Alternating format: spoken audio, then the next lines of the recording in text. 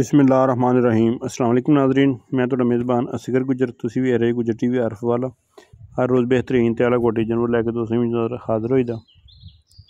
अज माशाअल्लाह बहुत ही खूबसूरत एक गब्बड़ मझ दोस्तां ने वेखनी है। बहुत हाई क्वालिटी की मझ, लिबास माशाअल्लाह मझ बड़ा खुला वा। पिछला पुछल वंगिया ते पिछले पैर दोवें सफेद। मझ जू रावी दी है, नीली दी नहीं गी।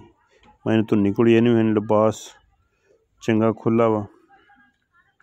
हर जू हर इलाके का अपनी अपनी तसीर है। मैनू मुछ बग्गी, अख सफेद चिट्टी है, थन मैनू मुठ सा वा।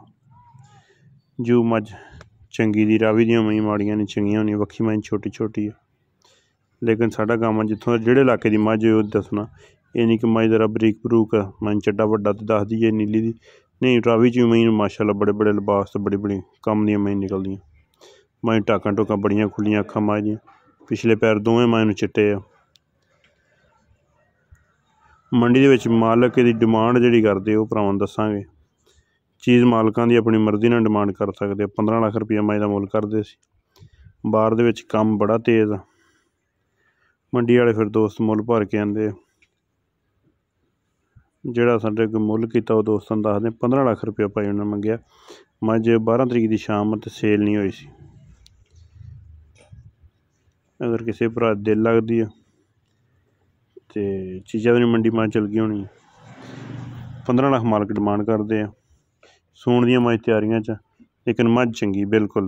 मझ लिबास, मझ की बरीकी, चौड़ी मझ मगरों बड़ी है, पदर शदर वड्डी मझ।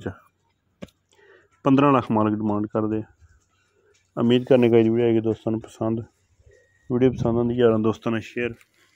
जिन्होंने दोस्तों ने चैनल नहीं किया सब्सक्राइब, चैनल सब्सक्राइब, ताकि हर आने वाली नवी वीडियो नोटिफिकेशन दोस्तों ने मिल सके।